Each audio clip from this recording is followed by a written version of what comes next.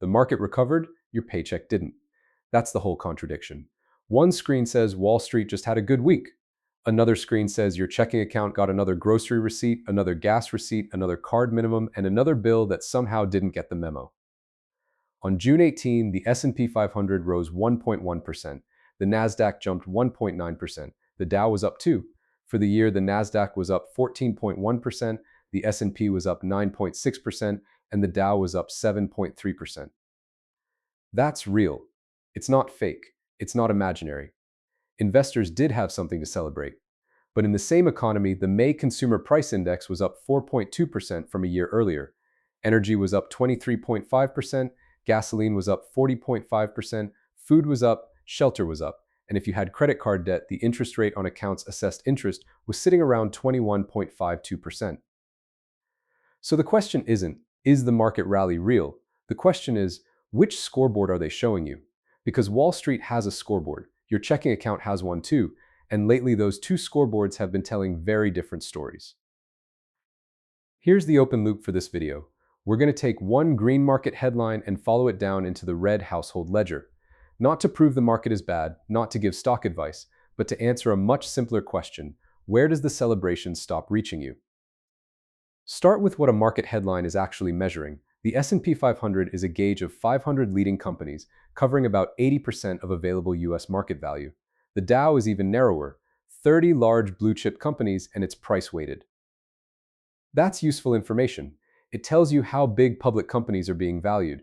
It tells you what investors expect about profits, interest rates, growth, and risk. It tells you whether people with money in stocks just had a better day. But it doesn't tell you whether Marcus has more money left on Friday. Marcus is our sample household. He's not the national average. He's a simple way to follow the math. Give him a $4,000 monthly paycheck. Give him a commute, groceries, a revolving card balance, and bills that arrive whether the Nasdaq is excited or not. When Marcus hears that the market is up, he isn't asking a finance textbook question. He's asking a driveway question. Did my gas get easier? Did groceries get easier? Did my debt get easier? Did the number left in checking get bigger? And here's the first reveal. The market can rise before that answer changes. Markets price assets. Checking accounts pay bills. That sounds obvious, but it explains why the same economy can feel like two different worlds. A stock index can move because investors think future profits will be stronger. It can move because interest rate hopes change. It can move because a few giant companies pull the index higher. It can move because oil prices fall, or because a peace deal changes risk, or because traders expect the Fed to do something different. None of that has to refill your gas tank today. And the second reveal is even more important. Direct stock market gains aren't evenly felt. In the Fed's distributional wealth data for early 2026, the top 10% by wealth held 87.4% of corporate equities and mutual fund shares, not counting stock held through defined contribution pensions. The bottom 50% held 1.1%. That doesn't mean regular people never own stocks. Many people have retirement accounts.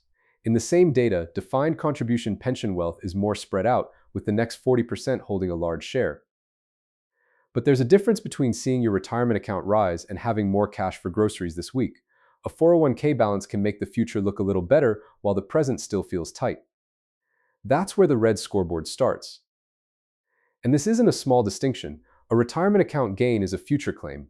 It's important, but it's usually locked behind rules, taxes, penalties, time, and the basic fact that most people don't want to sell pieces of their future just to buy this week's groceries. So when the headline says wealth increased, the household still has to ask, what kind of wealth? Is it cash? Is it retirement wealth? Is it home equity? Is it a stock gain owned mostly by someone else? Each answer lands differently in the month. That's why the two scoreboard idea matters. The market scoreboard can improve the family's long-term net worth. The checking account scoreboard decides whether the family can absorb one more bad week without borrowing. One isn't fake, the other is just more immediate. And that timing gap is where the frustration lives. People aren't confused because they hate good news. They're frustrated because the good news arrives in a place they may not be able to spend, while the bad news arrives as a due date, a minimum payment, or a pump total. Average hourly earnings were up 3.4% over the year in May. That sounds decent until you put it next to the 4.2% rise in consumer prices. Again, that doesn't describe every worker. Some people got bigger raises, some got none. But as a broad scoreboard, pay wasn't outrunning prices. For Marcus, the simple version looks like this. If $4,000 a month grows by 3.4%, that's about $136 more per month. Nice, helpful, not nothing. But now the bills walk in. Food prices were up 3.1% over the year. Food at home was up 2.7%. Shelter was up 3.4%. Energy was up 23.5%. Gasoline was up 40.5%. Those numbers don't all hit every person equally, but they hit the categories people can't simply delete from the month. That's why the phrase, "the economy is strong," can feel insulting when it's said too loosely. The person saying it may be looking at the green scoreboard. The person hearing it may be looking at the bill stack. And the bill stack is stubborn. Take gas. On June 19, AAA showed the national average for regular gas at $3.973. That was down from $4.53 a month earlier. So yes, there was relief, but a year earlier it was 3.06. That's the kind of number that makes people feel like they're being corrected by the news instead of understood by it. Gas is down, the headline says, and the driver says, down from what? If Marcus buys 48 gallons in a month, the current price is about $190.70. At last year's price, it would have been about $153.89. That's roughly $36.82 more in the month, even after the recent relief. That's not a catastrophe by itself, but the checking account scoreboard isn't one bill by itself. It's the order in which claims arrive. Food walks in. If Marcus has a $600 monthly food budget and food prices are up 3.1% from a year earlier, that's another $18.60 of pressure in the sample month. Again, not a perfect personal inflation calculator, just a way to see the direction. Then debt walks in. The Fed's consumer credit data showed revolving credit outstanding at about $1.3487 trillion in April 2026. Revolving credit was growing at a 10.4% annual rate that month. And for credit card accounts assessed interest, the average rate was 21.52% in the first quarter. For Marcus, a $5,000 revolving balance at 21.52% isn't just a balance sitting there quietly. It's roughly $89.67 a month in interest before he even pays down principal. Now, the green scoreboard and the red scoreboard are no longer abstract. The market can be up. Marcus can even have a small retirement account gain somewhere in the background. But the checking account has already watched gas, food, and card interest claim the raise. And we haven't even turned insurance into a villain here because the data needs care. The May auto insurance CPI fell for the month, so the honest script can't say car insurance was hot that month. But insurance still belongs in the bill stack as a risk and affordability pressure. In the Fed's household survey, 7% of homeowners didn't have homeowners insurance, and among them, 43% said the reason was that they couldn't afford it. That's the tone this story needs. Not everything is up every month. Not every bill proves the same point. But the household ledger doesn't require every category to be rising at once to feel tight. It only needs enough claims to arrive before the leftover line. And here's where the midpoint turn comes in. The useful question isn't, is the economy good or bad? The useful question is, which scoreboard are they showing me? The market scoreboard counts asset prices, investor expectations, and company values. The household scoreboard counts cash left after fixed claims. They can move together over time. They can influence each other. A strong market can support retirement wealth, business confidence, and hiring. This isn't a fake economy versus a real economy. It's a fast scoreboard versus a slow scoreboard. Asset prices can reprice in seconds. A grocery bill doesn't reset in seconds. A credit card APR doesn't politely fall because the S&P had a good Thursday. A rent payment doesn't ask whether the Nasdaq is up.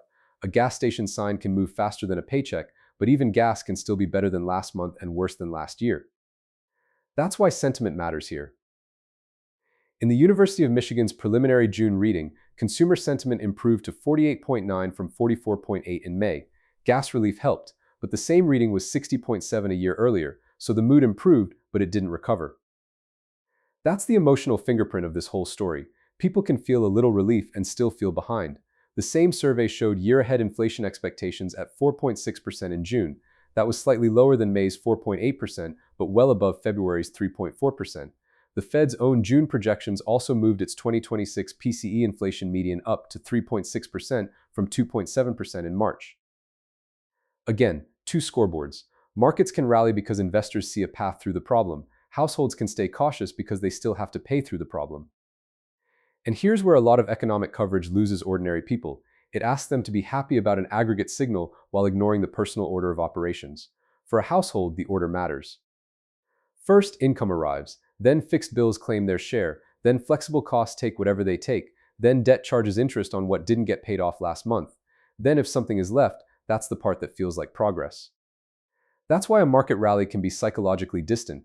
It may raise the value of an account you're not touching. It may improve a portfolio you hope to use years from now. It may show that investors think profits will hold up. But the checking account scoreboard asks a colder question. What changed before the bills hit? The Fed's household survey gives that feeling a number. In the 2024 survey, 60% of adults said price changes had made their financial situation worse. 79% reported adjusting behavior because of higher prices, and only 51% said they spent less than their income in the prior month. That last number matters. Spending less than income is the leftover line. It's the space where a household can breathe. When that line is small, people can hear markets rallied and still feel nothing in their chest except, okay, but did my month get easier? There's a quiet emotional cost to that. When the green scoreboard gets louder, people can start to feel like they're failing a recovery. The market says confidence, the account says caution, the headline says rebound, the month says wait, and the household starts doing little acts of math all day long. Drive today or combine errands, pay more on the card or keep cash for the utility bill, buy the same groceries or trade down again.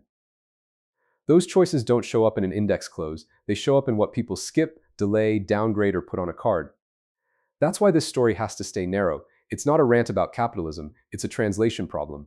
The news is reporting one scoreboard, the viewer is living inside another. Now come back to Marcus. His sample $4,000 monthly pay gets a $136 lift if you apply the 3.4% wage growth figure, but the example gas gap takes about $36.82. The food pressure takes about $18.60. The card interest on a $5,000 balance takes about $89.67. Those three claims alone add up to about $145.09. So in the sample month, the raise is real, the relief is real, the pressure is real, and the leftover can still go backward. That's the part people recognize, not because every household has Marcus's exact numbers, but because the shape is familiar. Something good happens in the headline, then the checking account asks a rude follow-up question. Who owns the gain? When does it arrive? Which bill changed? What's left after the claims? That's the headline to checking audit. Question 1. What went up? If the answer is stock prices, that's a market signal, useful but not the same as a household raise. Question 2. Who owns it directly?